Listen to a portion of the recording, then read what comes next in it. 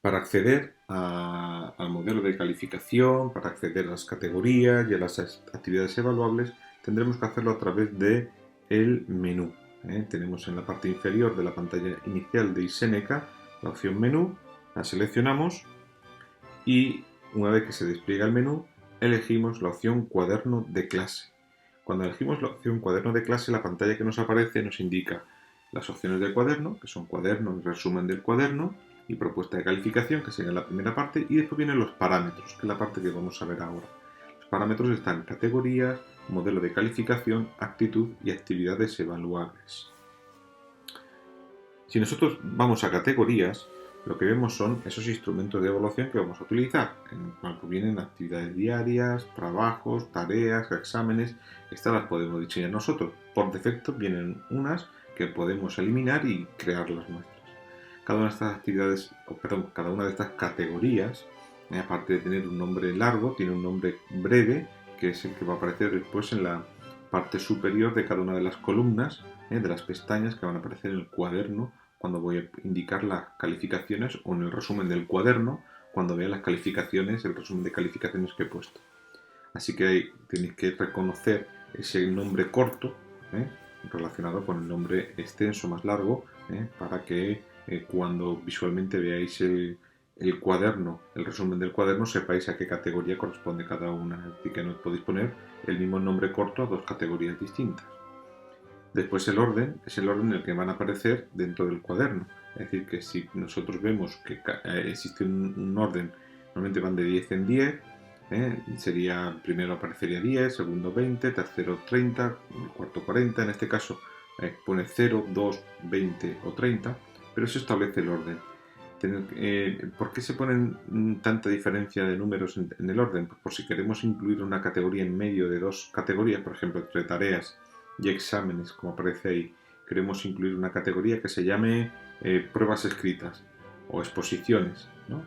Entonces, para eso tendríamos que, en el orden que establezcamos esa categoría, asignarle el número, por ejemplo, 25. Entonces sabemos que va a aparecer entre tareas y exámenes, va a aparecer una categoría que se llame exposiciones. Bien, de las categorías vigentes, insisto, o las categorías vigentes son las que son visuales, que podemos visualizar, podemos ver otras categorías que no son vigentes. En la parte superior derecha, donde aparecen categorías vigentes, aparece una especie de triángulo invertido, que si nosotros presionamos sobre él, ahí nos indicará si son categorías vigentes, son categorías no vigentes o todas ellas. Podemos activar aquellas que no son vigentes para que vuelvan a ser vigentes, o las que son vigentes, desactivarlas para que sean no vigentes. Eso quiere decir que después no van a aparecer, si no están vigentes, no van a aparecer en el modelo de calificación. Si están vigentes, pues después podemos utilizar esa categoría para el modelo de calificación. Y si queremos incluir una categoría nueva, ¿qué es lo que tenemos que hacer? Pues presionamos sobre el botón más y rellenamos pues, el formulario que corresponde a crear categoría evaluable.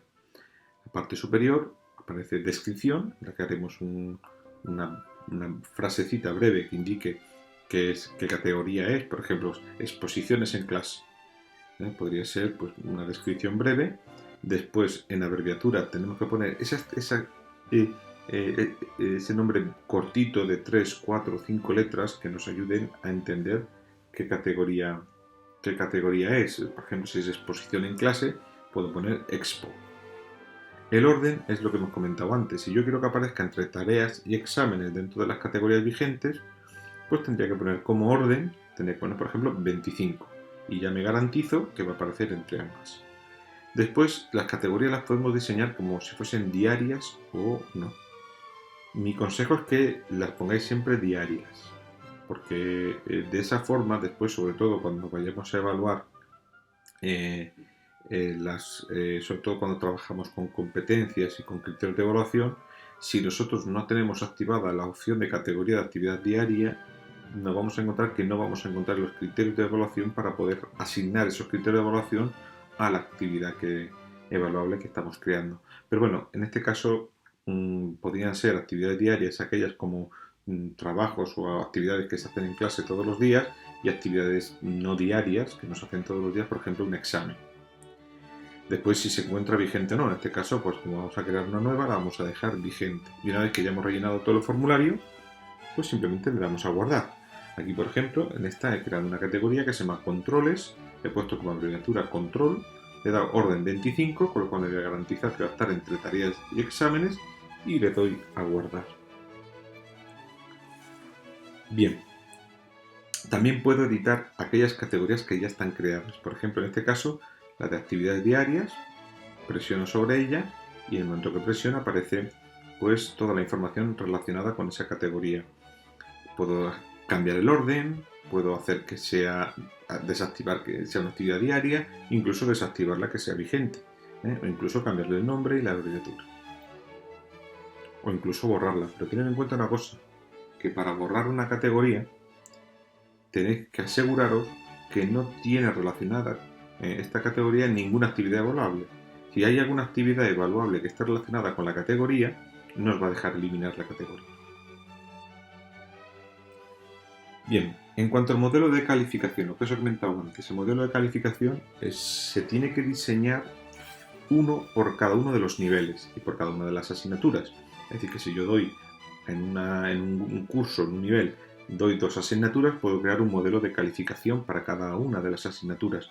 Pero lo que no puedo hacer es, si doy clase de una misma asignatura en 3 grupos distintos, lo que no puedo hacer es crear 3 modelos de calificación, ya que tendré que crear uno solo para ese único grupo. Así que vamos a diseñar distintos criterios de calificación para cada uno de los grupos. Como veis, cuando pincho en modelo de calificación me aparecen todos los grupos en los que doy clase y me indicará, si pone configurado, me indicará que ya he configurado ese modelo de calificación. Cuando entro en un grupo, pues como veis, la pantalla, entro en un grupo, presiono sobre él y me viene qué categorías están incluidas dentro de ese modelo de calificación. Entonces, en este caso tengo 4 categorías que son actividades diarias, trabajos, tareas y exámenes. El método de cálculo, los parámetros que voy a utilizar, en este caso el método de cálculo, pone en la parte superior, pone media aritmética. La media aritmética es la que viene por defecto, que indica que cada una de las categorías tiene el mismo valor. En este caso son 4 categorías, por lo tanto Seneca le va a otorgar a cada una de ellas un peso de un 25%. Si yo estoy conforme con eso, le doy a guardar. Es importante que tengáis en cuenta una cosa. Si vais a trabajar con la evaluación por competencias, en este caso tendréis que respetar lo que Seneca os indica, es decir, la media aritmética.